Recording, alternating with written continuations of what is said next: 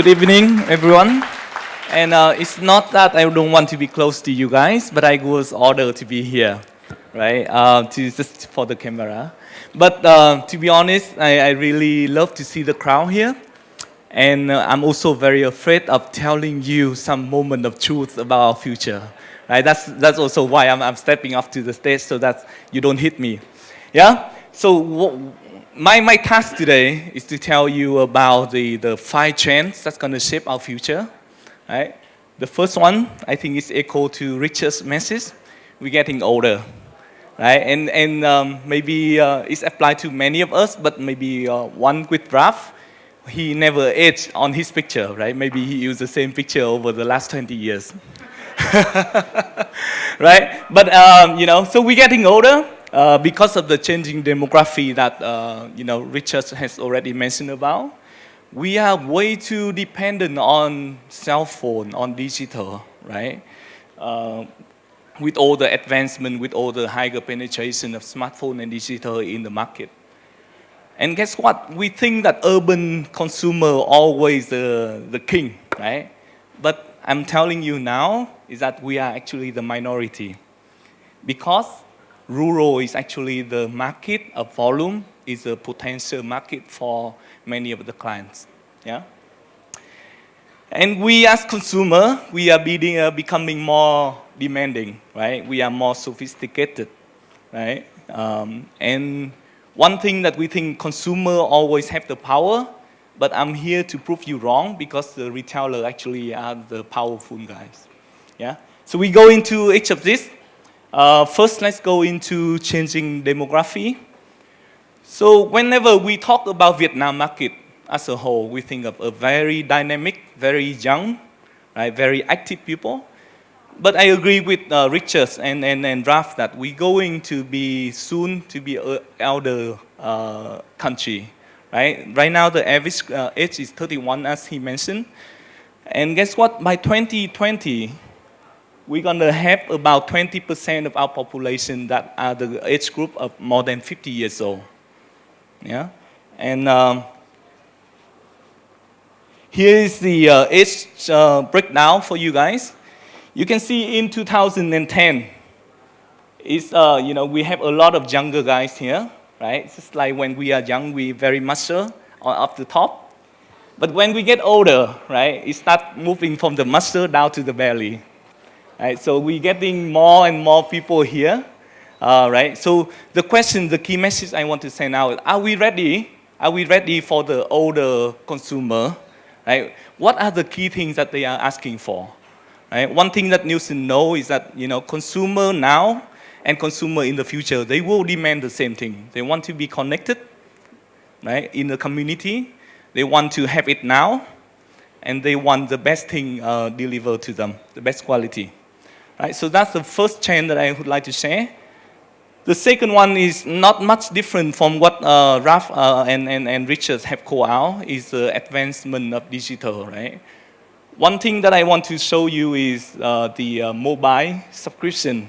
In Vietnam, actually, we have more than, this is 130%. What does it mean? That means many of us actually have 2 cell phones on hand, right? Nobody is happier in this room than Ralph, right? But watch out though, because he might reach the same person responding for you guys, so. Yeah, be careful on that. So the key here is that now consumers have multiple touch points, right? Are we ready to have the strategy for digital or the mobile, right? Do we provide them with enough information on the platform that they are using on the, every day, right? One interesting note is I did a quick survey with my team, a team of around 50 people. And I asked who watched TV last week, for the whole week. And guess what? Only 1 or 2 people raised their hand. Most of them now spend time on website, on smartphone, and on the tab, right, the handheld. Right? So we need to have a really focus on digital strategy. And as I promised, I proved to you that we are the minority, right, in urban. Even though that I don't disagree about, urbanization is happening fast in Vietnam, but across the region in Asia Pacific. We see actually the rural and the large town are the market of volume, where we have a whole lot of population, right? And in Vietnam specifically, we are a country of more than 90 million people, and more than 65 million of them are living in rural area, right? So the key question is, have we tapped on the opportunity in rural? Do we have the right product offering to rural, right? Is it really difficult to go to rural? We in Nielsen are working on some of the thought leadership piece to kind of give you different ideas, because a lot of people think that for rural, we cannot go in and launch a new product, right? Very tough for them to actually penetrate into the market. We're going to try to see whether it's the right thing or the wrong thing. Yeah, so we'll send more information to the public so that you can get better understanding on rural. And here's a part on the demanding consumer, right? Ralph and Richard mentioned that the FMCG growth is about 2 or 3%, but actually Nielsen measures it every day, right? The actual number is 5.3%. Yeah, 5.3, so not too bad. Yeah, and then it's actually one of the higher end compared to the region, compared to Thailand or compared to Philippines or Malaysia. But guess what? The growth in Vietnam market is actually for the non-FMCG. Right? We see an explosion on the smartphone and on the car and the tourism, right? Why is this category or this industry exploding, right? It's because of the innovation, right? The new news that they bring, the new experience that they bring to the consumer, yeah? And we are also getting more sophisticated. Health is definitely a trend and a concern in the market, but it's now turned into the concern, into the action, and into the real spending on the health, right? So whichever the benefit that you can bring to the consumer with the health, as that's something that they would like to buy. Yeah, and now they want, because on the go lifestyle, they want to have a one-stop service, right? Where they go to a convenience store, they can buy things that they like, but they also want to do banking.